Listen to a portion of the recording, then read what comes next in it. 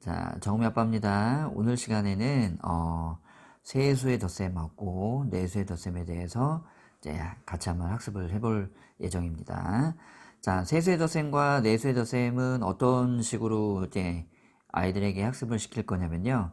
우리가 이제 앞에서 배웠던 아주 간단한 그런 덧셈들을 몇 개를 배웠어요. 그게 뭐냐면 처음에 뭐 5 만들기, 그 다음에 10 만들기, 그 다음 15 만들기, 그 다음 20 만들기, 그 다음 뭐 같은 수 더하기, 그죠? 1 더하기 1, 2 더하기 2, 3 더하기 3처럼 그 같은 수 더하기도 했거든요. 자, 그런 것들은 이제 아이들이 배운 거를 적당한 때에 그걸 활용해 가지고 할 수 있게 만든 연습 학습지예요. 그래서 앞에서 배웠던 여러 가지 기본적인 것들을 문제로 막 녹여놨거든요. 그 첫 번째 프린트가 바로 숫자 3개, 그러니까 수가 3개인 것에 덧셈을 하는 거고요. 그 다음 요 바로 이어서 이제 4개까지 이제 확장을 해볼 거예요. 그래서 세수의 덧셈을 하는 방법은 지금 제가 맨 위에 첫 번째 줄에 이제 하나 샘플을 해놨는데요. 3 더하기 4 더하기 3 이렇게 세수가 있을 때는 앞에서부터 3 더하기 4 해서 그 다음 3 더해가지고 10이라는 답을 얻을 수도 있는데 우리가 배운 거를 활용을 하면 같은 수가 양쪽 끝에 보여요. 네, 그렇죠? 3, 3은 6이었잖아요. 그죠? 제가 손도 많이 썼죠? 다시 한번 써볼까요? 3개, 3개, 6개.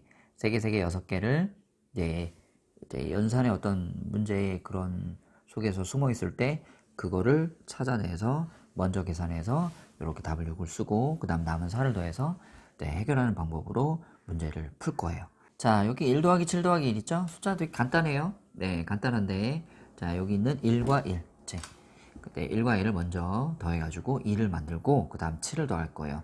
그 다음에 이제 어린아이들 이제 작은 수 더하기 큰 수 하면 아이들이 좀 어려워하는 아이들이 있는데 아이들한테 의식적으로 얘기를 해주세요. 뭐냐면 1 더하기 8보다는 8 더하기 1이 쉬워요. 요 학습지를 설명하는 것도 덧셈의 아주 중요한 법칙이 하나가 녹아 있어요. 그게 뭐냐면 교환 법칙이에요. 교환 법칙.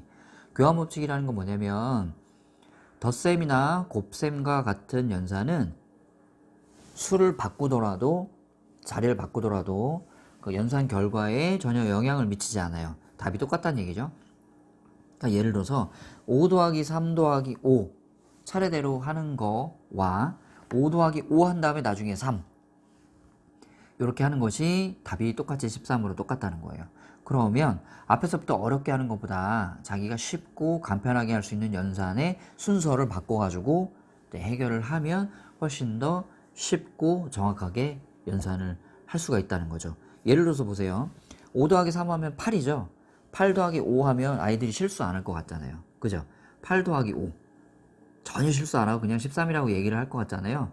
아이들 실수합니다. 나중에 한번 직접 가르쳐 보시면은 제 말 이해하실 거예요. 9 더하기 4나 8 더하기 5나 그 다음에 뭐 8 더하기 6이나 뭐 이런 거 이제 간단한 받아 올림 숫자들을 이제 해결할 때도 아이들은 실수를 해요.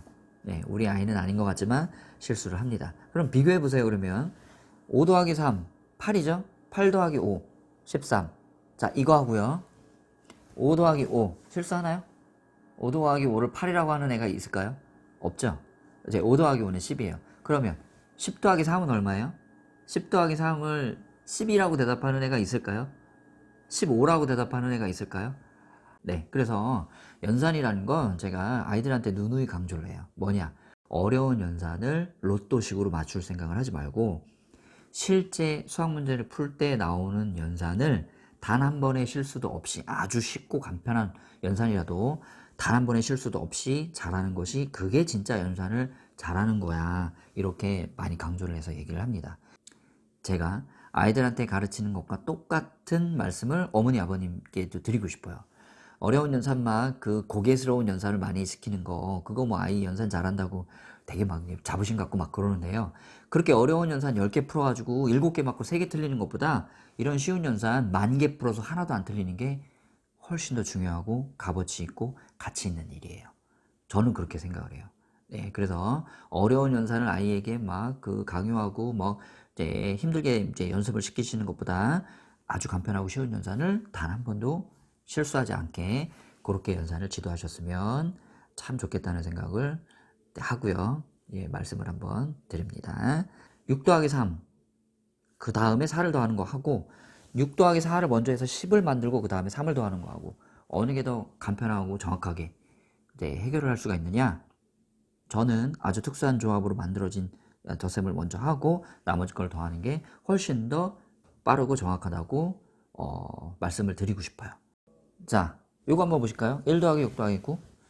자, 1 더하기 6 더하기 9. 자, 1 더하기 6이 얼마인가요? 7이죠.